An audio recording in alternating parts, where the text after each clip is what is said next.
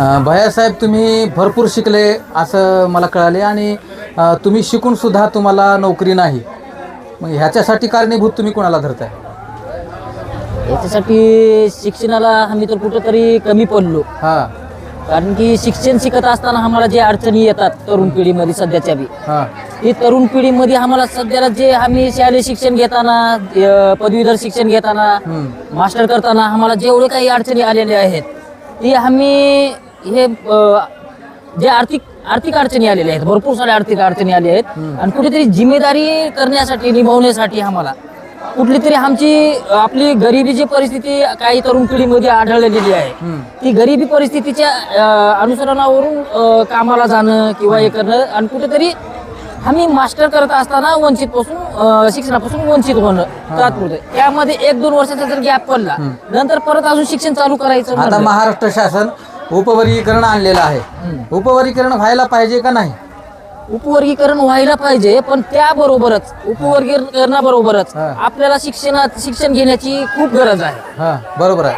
शिक्षण म्हणजे कसं, आपण एक तातडीनं प्रत्येक समाजामध्ये म्हणा, आपल्या समाजामध्ये म्हणा, एक काहीतरी पुस्तकाचं स्टोरेज केलं पाहिजे, तरुण पिढीला जागृत केलं पाहिजे आणि त्या तरुण पिढीला पुस्तक हे आपण आरक्षण आता माहिती झाले तरुण पिढीला डिग्री शिकत असताना की नोकरी कसं लागणार आहे ही काय माहिती नव्हतं. पण आता सध्या ते आरक्षण म्हणतात आणि अभ्यास म्हणतात आणि आपल्या नोकरी कशा पद्धतीने घ्यायची ती आता कुठेतरी माहिती झाली. त्यामुळं पोरं आता जर चालू झालं तर कुठेतरी वाचनाची संख्या जर जास्त वाढली तर तरुण पिढी काही ना काही चांगल्या पद्धतीचं काम करू शकतात.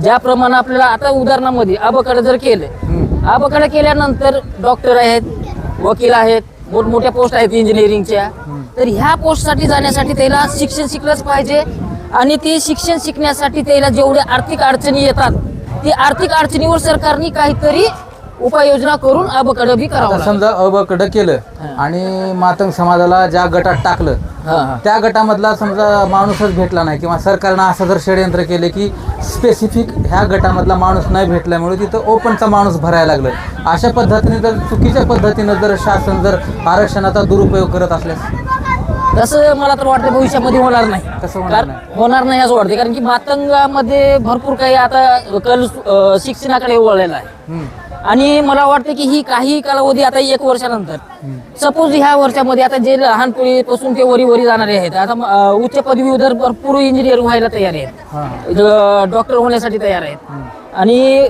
भरपूर मोठ्या पोस्टवर जाण्यासाठी मातंग पिढी पण तयार आहे. जर सपोज एखादी जर कुठली तरी जागा मातंग ही त्यासाठी अनिवार्य नाही किंवा त्यासाठी सक्षम नाही असं जर सरकारला वाटत असले तर भरपूर आपली संख्या तर जास्त झालेली आहे. महाराष्ट्रामध्ये अशी संख्या आहे की भरपूर आहे, ते पुन्हा कुणी सगळेजण फॉर्म भरणारच आहे. आता मला एक विचारायचं वाटतंय, आपल्याच मातंग समाजामधले काही मुलं आहेत की जे म्हणतात की उपवर्गीकरण करू नका, तुम्ही म्हणताय करा.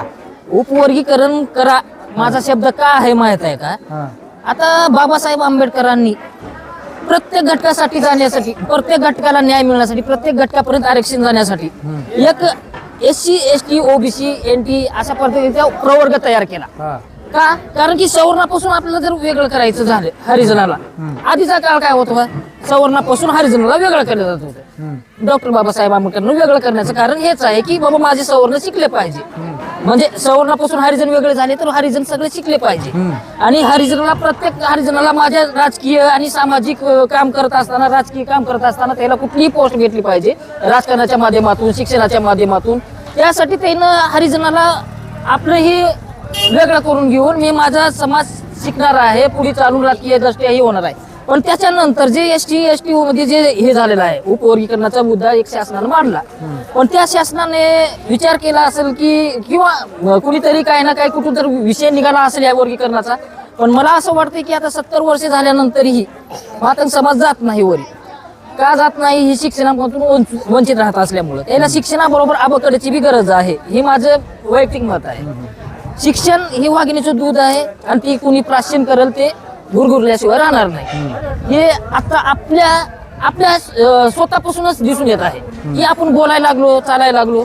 आज अगोदरचा काळ शिकायला भेटत नव्हता, आता सर्व काही गोष्टी अवेलेबल व्हाल्या. तर शिक्षण शिकणं गरजेचं आहे तरुण पिढीला. जेवढा काय जोर लावायचा तेवढं शिक्षणामध्ये लावावं. कारण की कसं आहे, माणसाला जर समज माणसाला सगळ्या गोष्टी जर भेटत गेल्या, तो शिक्षण शिकल, शाळा शिकल, म्हणजे वैयक्तिक असं म्हणजे त्याचा आर्थिक जर परिस्थिती चांगली झाली तर तो ऑटोमॅटिकली शिक्षणामध्ये जास्त प्रमाणामध्ये शिकत जाईल, जिम्मेदारी पासून दूर जाणार नाही आपल्या शिक्षणाच्या. ठीक आहे.